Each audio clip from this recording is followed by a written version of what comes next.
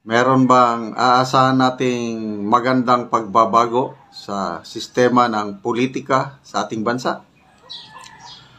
So, yun pong pag-usapan natin. Yun ang topic ng isang journalist na naging vlogger. Kahit ano siya, no, dilawan siya, kailang maganda yung kanyang prinsipyo. Marcos ka man, Duterte ka man, basta nakikita niya na hindi para sa kabutihan ng taong bayan, binabatikos niya. So, ito, i-share ko sa inyo yung mga komentaris niya tungkol sa Pangulong Marcos Jr. na tinawag niyang weak leader. Tapos, ang mga kongresista, ang mga senador, pinupunan niya yung itong ipinasa nilang national budget for 2025. So, pakinggan natin si Christian Esguerra. Po natin ito si Bongbong Marcos. Sabihin ng iba, Bongbong Marcos ka na kasi binabanatan mo si Vice President Sara Duterte. Okay, Bongbong Marcos, ang ating Pangulo. Binoto ng 31 million Filipinos na sa official record ng COMELEC. Kasi Bongbong Marcos, palalampasin niya itong ginagawa ng Vice President patapos ng biyaking unity. Napakahina niyang presidente. Yun. And he deserves to be called a weak leader. So, weak leader.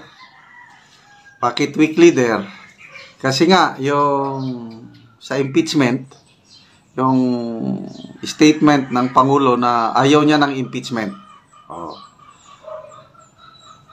I don't know, ano bang tunay niyang motibo? Sabi niya, hindi daw nakakatulong sa Pilipino. Ang opinion nitong si Christian Esguerra, that's sign of weakness, sabi niya. Diba? Ang una natin sinabi, dinagabay itong si President Marcos. Hindi pa natin alam kung dinaga, kaya tayo nagtatanong, di ba?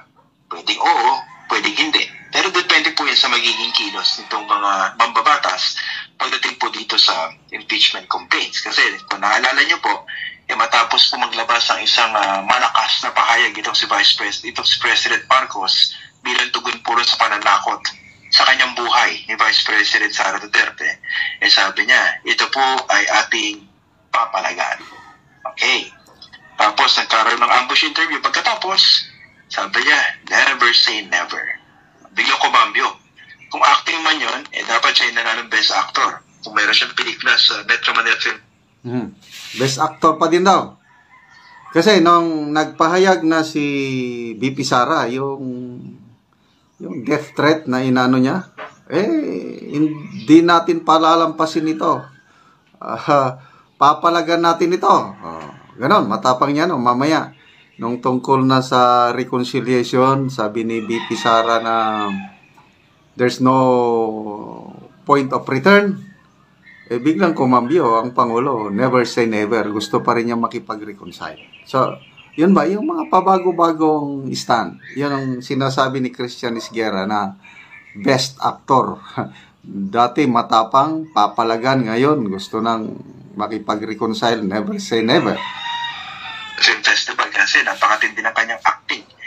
Very empathic na sinabi niya na hindi niya gusto na kumilos ang Kongreso para i-impeach ang Vice President dahil wala raw ito may tutulong sa buhay ng kahit isang Pilipino. Okay, ganda ng dating, no? Madrama. Pero imagine niyo po yung yung epekto nito kung hindi mapanagot itong si Vice President Sara Duterte. Okay. And 50 plus.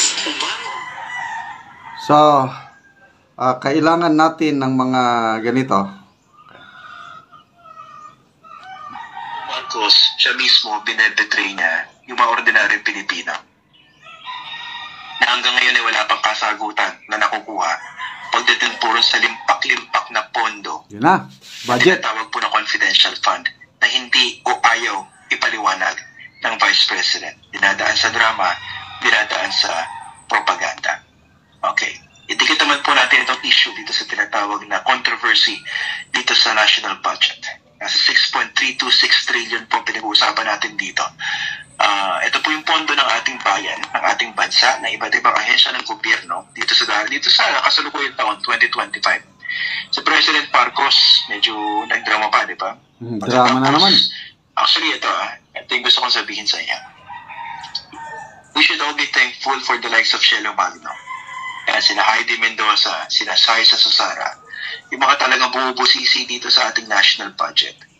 Dahil ako mismo dati, matagal ko na po tinututukan yung national budget natin. Pero ngayon, tingin ko mas matindi yung outrage ng mga ordinaryong Pilipino pagdating dito sa pambabalahura ng ating mga politiko dito po sa ating national budget. At yung pag dito ng ilang provision, ilang line items ni President Marcos doon po sa lumabas na version sa Bicameral Conference Committee, hindi po necessarily naayos yung budget.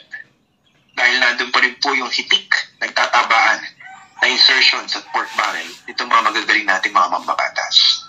Nandun pa rin po yung AKAP budget, that project ni Ferdinand Martin Romualdez na 26 billion.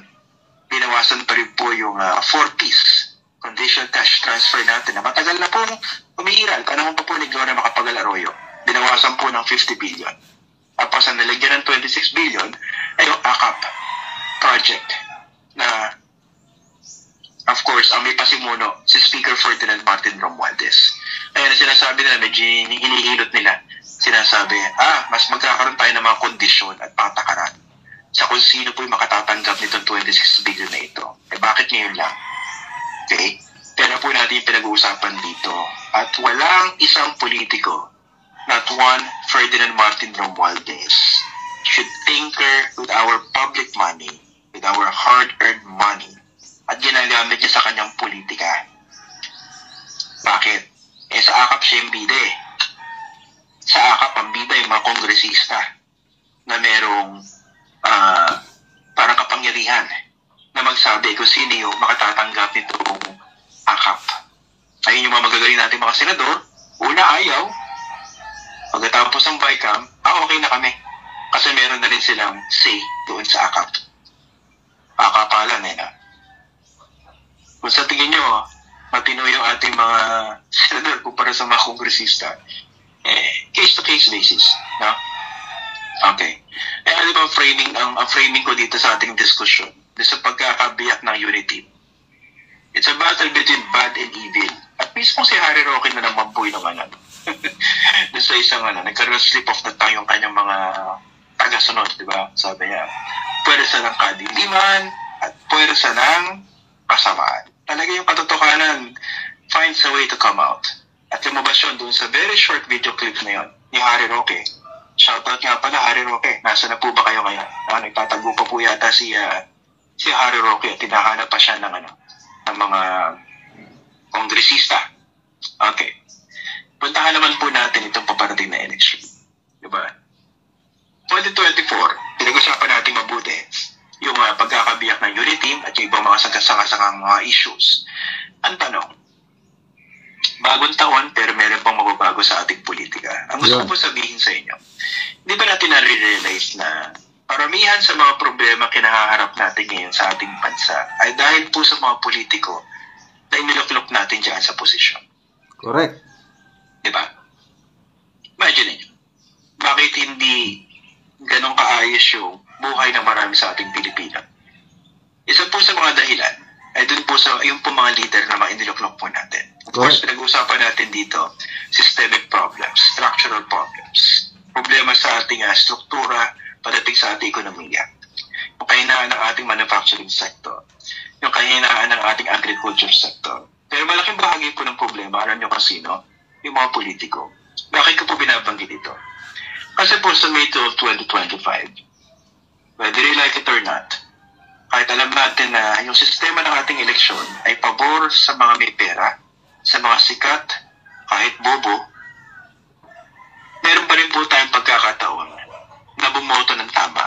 Correct. At kahit pa paano siguro, kung bumoto tayo ng tama at yung mananalo ay medyo patino, kahit hindi naman yung 12 na mananalong senador ay lahat matino, kung makapagsingit man lang siguro tayo ng isa, dalawa, iba kahit pa paano,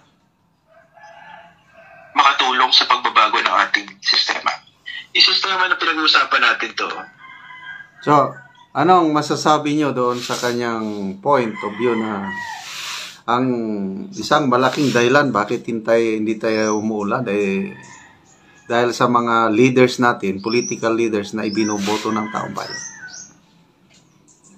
Malaking factor yun.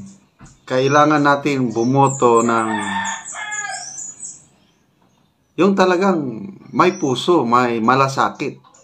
Lalo na itong mga senador natin, yung 12 senators na karamihan, trapo.